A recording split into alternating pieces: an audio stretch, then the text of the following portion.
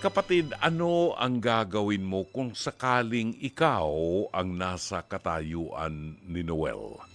Nagmahal sa isang babaeng mahinhin, maganda, very soft-spoken, pero nagdadalawang loob ngayon na totohanin ang kanyang mga pangarap para sa kanyang girlfriend. Narito ang kanyang liham kasaysayan. Dear Dr. Love, magandang gabi po sa inyo at sa inyong lahat dyan. Ako po si Noel mula sa Cagayan. Dr. Love, masugid niyo po akong tagapakinig kagabi. Sobrang interesting po ang topic ninyo, kaya naman po naisipan kong sumulat sa inyo. Akala ko kasi mga purong problema sa buhay at pag-ibig lamang po ang tinatanggap niyong liham kasaysayan. Pwede rin po pala ang mga may halong kababalaghan. Dr. Love, gusto ko po sanang ikwento ang tungkol sa girlfriend ko ngayon. 1 taon pa lamang po kami pero parang nagdadalawang isip na po kung ituloy ang relasyon namin. Sobrang ibang-iba po kasi siya. Maging ang pamilya niya, kilala po sila sa amin na mga manggagamot. At dahil hindi naman ako nagpapapaniwala sa mga ganoon, never po akong sumasali sa usapang ganoon o dili kaya naman po ay nagtatanong tungkol diyan sa mga manggagamot na ganyan. Nagustuhan ko siya, bukod sa maganda, napakahinhin po niya. Bagay na bihira na sa mga babae sa panahon ngayon. Kaya nga lamang po, habang tumatagal, habang lumalalim ang pagkakakilala namin sa isa't isa, parang nawiwirduhan na po ako ng tingin sa kanya. Naikwento po niya sa akin na hindi lang pala panghihilot ang ginagawa ng kanyang nanay at tatay. Marunong din daw po ng mga kulam at barang. Nung una, natatawa lamang po ako. Hindi po kasi ako naniniwala. Pero nang makarating na po ako sa bahay nila at nakapasok ng kanilang kwarto, talaga namang nagtaasa ng balahibo sa aking katawan. Dr. Love, may parang mga parte ng katawan na nasa bote. May mga hindi ko maintindihan manika at mga buhok. Nakakatakot po talaga. Nakakapanindig ng balahibo. Matapos po kaming bumisita sa kanila, tinanong niya ako kung naniniwala na ba ako sa kanya. Tumawa lamang po ako at hindi nagpahalatang natatakot. Tapos, sinabihan niya po ako na huwag magkakamaling saktan ng damdamin niya at alam ko na raw po ang pwedeng mangyari sa akin. Dr. Love, mahal ko ang babaeng ito. Pero nang dahil sa ganong sinabi niya, dahil sa nakita kong pamumuhay na meron sila ng pamilya niya, para bang ayoko na.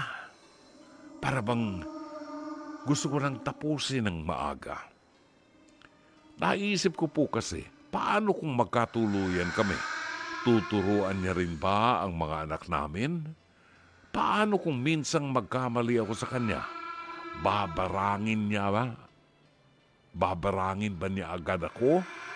At Dr. Love, totoo po ba talaga ang mga bagay na ito? Umaasang mapapayuhan niyo po ako, gumagalang Noel. Naku, Noel. Ako'y natatakot sa iyo. Bakit naman kasi itong oras na ito, tsaka mo pa pinadala itong ganitong klase ng liham kasaysayan? Ako'y matatakotin sa ganyan eh. Saan ka naman nakakita pagpasok niya sa bahay ng kanyang girlfriend? May nakita siyang mga bote na tila sa loob ng bote may mga bahagi ng katawan ng tao, may buhok, may manika, may kung ano-ano nakababad sa langis. Nako, Nakakatakot nga. Ganito, Noel, ang aking nasa isip. Alam mo, ayokong hatulan ka agad yung iyong girlfriend. Pero sa'yo nang galing ang istorya. At ikaw ang nakakita na doon sa bahay nila, sa kwarto nila, may mga bute-butelya ng mga bahagi-bahagi ng katawan ng tao, mga buhok-buhok. Alam mo, yan ang ginagawa doon sa amin sa Taguig nung araw. Ayan, si Rome, taga-Tipas. Doon sa amin sa Taguig nung araw ha, kinukwento ng tatay ko dahil ang tatay ko taga-Tipas, dyan sa kalsada. Napakarami raw mangkukulam dyan. Ewan ko kung nababalita pa yan ngayon sa Taguig, sa Tipas, Taguig. Napakarami raw mga mangkukulam. Katunayan, meron akong pinsang babae na pagbibintangan na mangkukulam daw. Pinsan buko, anak ng tiyuhin ko. Sumalangit nawa yung kaluluwa ng aking tiyuhin. Pero itong aking pinsan na ito, bakit nga tuwing makikita ko, parang nanlilisik ang mata. Parang laging namumula ang mata niya. At kung makatingin sa akin ganyan, parang sumasagad hanggang kaibuturan ng aking kaluluwa yung kanyang tingin. Impakto itong pinsang kunto. Hindi ko na ikukwentong pangalan niya at baka madimanda ko. Pero bali-balita doon sa mga kwento sa amin, mangkukulam daw itong pinsang kunto. Kaya Rom, huwag mo akong sasalbahihin ha. Isusumbong kita sa pinsang ko. Anyway, balikan natin Bawal yan. Bawal. Balikan ho natin ang kwento nitong si Noel. Noel, isa sa mga dapat nating paghandaan kapag tayo ay nagpaplano na lumagay sa tahimik, wika nga. Totoo ba yun? Tanong natin kay Jen, yung aking producer si Jen Morales. Kapag ba ikaw ay nag-asawa, lumalagay ka sa tahimik o gulo? Di ba? Sakit ng ulo. Anyway, kasabihan yan, kapag ikaw daw ay lalagay sa tahimik, kinakailangan pag-aralan mo yung papasukin mo. Kumusta ang ugali ng makakasama mo, ng magiging asawa mo, magiging ina ng iyong mga anak, magiging ama ng iyong mga anak? Kumusta ang ugali? At sa ating mga Pilipino, mahalaga din na makita natin na maganda ang background, ang upbringing ng ating mapapangasawa. Di ba? So, pag sinabing maganda ba ang background, automatic na yan, ma-extend ang ating pagsasiyasat sa uri ng moral values ng mga magulang ng ating syota. Yun. Anyway, ang tanong natin, ikaw ba'y lalagay sa tahimik kapag ganito? Maikwento ko lamang sa iyo at ito ay base sa mga pag-aaral na napag-aralan din natin sa seminaryo, napag-aralan natin sa mga, sa mga klase natin tungkol sa pananampalatayang Katoliko at pananampalatayang Kristiyano. Hindi natin maialis sapagkat ang daigdig ay nasimulan sa paglalang ng Diyos at sa kanyang paglalang ay pinaniniwalaan natin na mayroong mga anghel na nagkaroon ng masamang intensyon, anghel na nainggit sa kapangyarihan ng Diyos, anghel na nangarap na maging katulad ng Diyos, no? At maging makapangyarihan at magawa ang gusto nila. Kaya itong mga anghel na ito ay nag-revolt laban sa Diyos. Tumalikod sa Diyos sa pamumuno ni Lucifer. Ang Lucifer, ang ibig sabihin niyan ay liwanag, no? Liwanag. Lucifer. Subalit itong si Lucifer ay hindi nabuhay sa kanyang pangalan. Siya ay nag-revolt kasama ng ibang mga anghel laban sa Diyos dahilan sa inggit sa kapangyarihan ng Diyos. Gusto niyang magkaroon ng mga taong susunod sa kanya na makokontrol niya. Dito nagsimula ang masamang espiritu. Kung gaano karami itong mga anghel na ito, hindi ko alam. Marami po yan.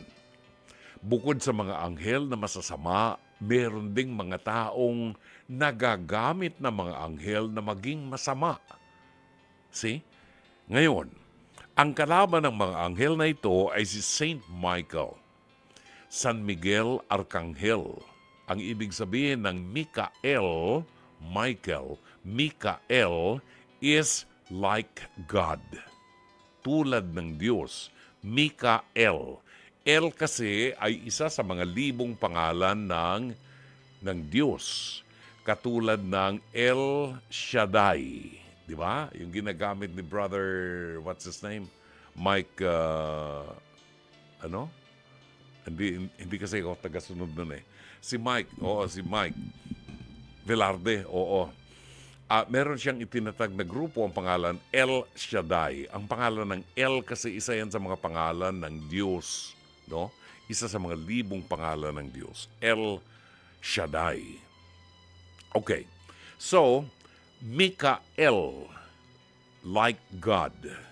Yan ang ibig sabihin ng pangalan ni Michael, Saint Michael the Archangel.